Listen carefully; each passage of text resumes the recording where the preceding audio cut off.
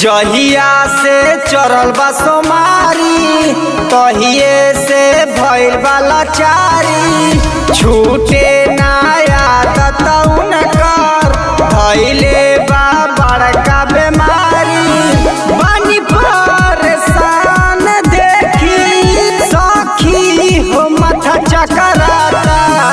कैलाश पर्वत पर बैठ के खाले चिलम से धुआं फुकाता। चिलम से धुआं फुकाता।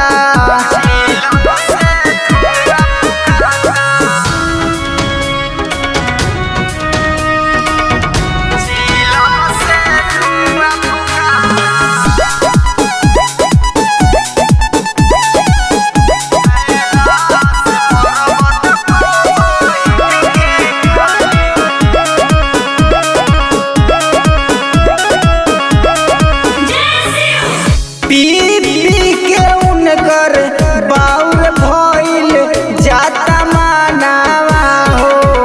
कतन मनाई नाही माने ले कहनावा हो। पी पी के उनकर बाउर भइल जाता मानावा हो। कतन मनाई नाही माने ले कहनावा हो। परेला बुनी धुनी देखी के जिया घबराता। कैलाश पर्वत पर बैठ के खाले चिलम से धुआं फुका